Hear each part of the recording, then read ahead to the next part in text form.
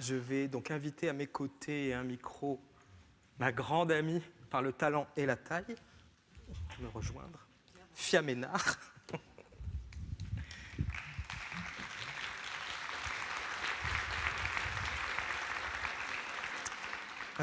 Pour parler de deux spectacles très importants dans le parcours de Fia, l'après-midi d'un Feun et Vortex. Veux-tu qu'on parle de l'un et de l'autre, l'un et l'autre? Comment veux-tu Bonsoir. Je suis bien heureuse de vous retrouver ici, encore une fois. On peut parler des deux à la fois parce que... Ben oui, c'est lié. C'est lié, en fait. Peut-être vous avez déjà vu une petite forme qui s'appelle l'après-midi d'un Feun version 1, qui est le point de départ. Il y a quelques années de ça, on m'a posé la question de travailler dans un muséum d'histoire naturelle et de dire est-ce que tu pourrais faire quelque chose sur le mouvement? Et au milieu de tous ces animaux morts, je m'étais dit, mais en fait, un musée, c'est un cimetière. C'est l'endroit où l'être humain montre ce qu'il a dompté ou surtout ce qu'il a massacré. Et je m'étais dit, mais si je pouvais redonner vie à quelque chose, et j'avais rêvé de redonner vie aux animaux, bien sûr, ça ne marche pas. Moi, j'y suis encore pas arrivé. Et j'ai décidé de redonner vie à d'autres matières, et en l'occurrence, à une matière qui nous est liée et qui est aujourd'hui certainement celle qui nous tue, c'est le plastique. Et cette matière m'a vraiment intéressé en me disant, tiens, ce petit sac plastique que nous avons tout le temps devant nous, si j'en faisais quelque chose, si notre meurtrier était beau, est-ce qu'on le regarderait différemment? Alors j'ai écrit cette pièce en imaginant que finalement on serait fasciné par un sac plastique qui se mettrait à danser, à voler.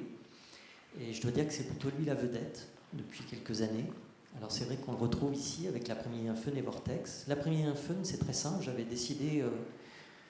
avec ce sac plastique qui vole à l'aide du vent, de faire une chorégraphie et de me dire on va faire un ballet.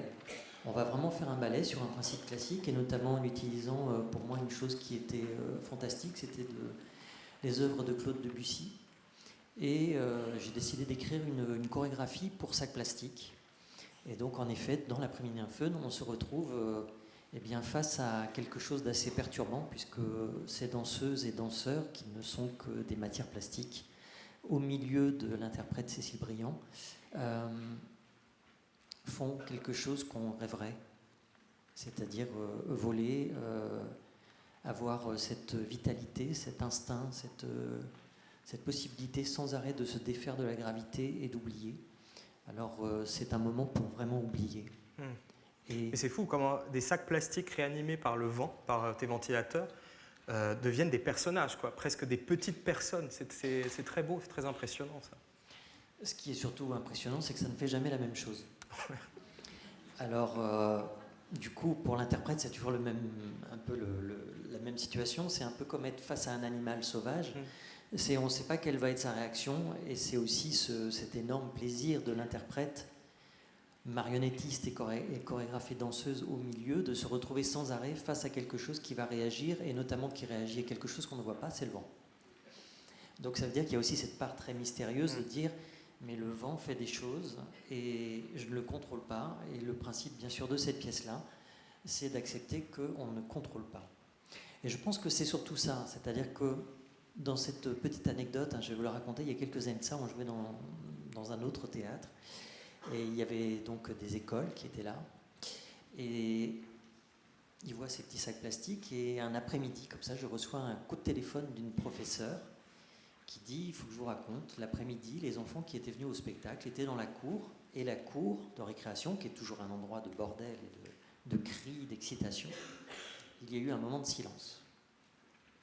Et ce moment de silence, il est arrivé tout simplement, c'est qu'il y avait du vent ce jour-là, et qu'un sac plastique est tombé au milieu de la cour, et que les enfants ont cru ils allaient voir arriver encore cette femme avec ses sacs plastiques qui allait reprendre vie. Voilà un petit peu la petite anecdote. Vortex, c'est encore... Oui, parce que c'est jeune public, en fait. Enfin, l'après-midi d'un Feun, c'est à partir de 4 ans. Exactement. À partir de 4 ans, l'après-midi d'un Feun. Donc c'est une pièce qui est faite pour tout le monde, absolument tout le monde. Je ne savais pas que je savais écrire parfois pour le jeune public, en tout cas apparemment c'est pour le jeune public aussi. Vortex. Vortex, partant de cette même situation un peu particulière de cette matière plastique, Quelque chose m'a beaucoup intéressé, et notamment en lien avec cette histoire. Hein. Le titre premier, donc l'après-midi d'un fun, c'était ce vent fun. Et un jour, je lis une étude sur le vent, notamment parce que depuis des années, dans les tournées, on m'a toujours parlé dans chaque pays d'un vent qui rend fou. Alors, quand on est en France, on parle souvent, en effet, du Mistral qui rend fou. Mais au Mexique, on parle du vent Santa Ana, le vent des tueurs. Vous allez en Serbie ou en Croatie, on va vous parler du vent Yugo. Et qu'il y a toujours quelque chose d'un imaginaire populaire autour des vents. Alors j'ai commencé à imaginer l'idée que le vent allait me servir à basculer dans quelque chose, et notamment on dit que certains vents rendent fou. Alors je suis passé dans le côté de la folie. Et ce côté de la folie qui m'a intéressé et qui m'intéresse, ça a été de dire que finalement, si à un moment le vent arrachait quelques-unes de la mémoire de mes peaux et laissait apparaître tous ces moments où nous avons changé, tous ces moments depuis le moment où nous sommes sortis du sexe de notre mère jusqu'à aujourd'hui, où nous nous sommes mis, adaptés à la société, transformés, où nous avons changé de cap, où nous sommes devenus autres, sans arrêt nous avons cherché à savoir qui nous étions ou qui nous allons être. Et faire ce chemin inverse, c'est que le vent va arracher petit à petit les couches, les couches, les couches, comme on retirerait un oignon. On ouvre l'oignon, et au milieu de cet oignon, on va chercher à savoir qui nous sommes réellement. Et le vent est là pour nous y amener. En fait, c'est une expérience très intense, ce spectacle, que tu as fait après PPP, je crois.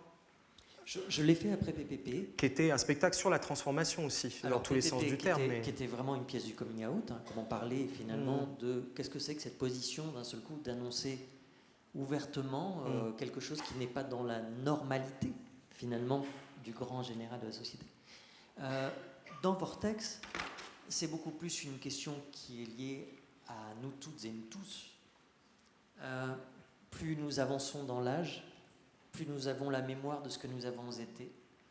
Et dans cette pièce Vortex, j'avais très envie, et c'est l'endroit où j'essaie de vous emmener, c'est finalement de reconvoquer vos histoires à travers l'acte de la performance que je vais donner devant vous, dans un cercle fermé de 5 mètres, où vous serez sur un gradin autour de moi, de sans arrêt face à des matières qui, comme tu le disais au début de la présentation, sont des matières qui évoquent aussi un imaginaire très libre, parce qu'elles n'ont pas de forme, parce qu'elles forment des choses qu'on n'a pas l'habitude de voir, de sans arrêt reconvoquer des étapes de notre vie, et que je nomme un petit peu nos monstres, c'est-à-dire ces moments où finalement on a basculé, on a changé d'histoire, on a changé de vie, on a fait autre chose, on a oublié tel mot, tel geste, où on s'est rappelé que finalement ces gestes-là, on les avait appris de qui? D'un père, d'une mère, d'un oncle, d'un grand-père, d'une grand-mère. Et sans arrêt jouer de cette petite mémoire, et c'est vous qui faites le travail. Moi, je vous offre l'imaginaire. Et c'est très actif, c'est impressionnant parce que ce travail, on le fait vraiment, c'est-à-dire qu'au début, on est spectateur de ce que tu fais, et puis petit à petit, on est renvoyé vraiment profondément à soi-même et à tout ce qu'on a lâché, tout ce qu'on a quitté, ou tout ce dont il a fallu se débarrasser au cours de nos vies, et ça devient très très poignant, quoi. C'est un magnifique travail. Merci. Merci beaucoup.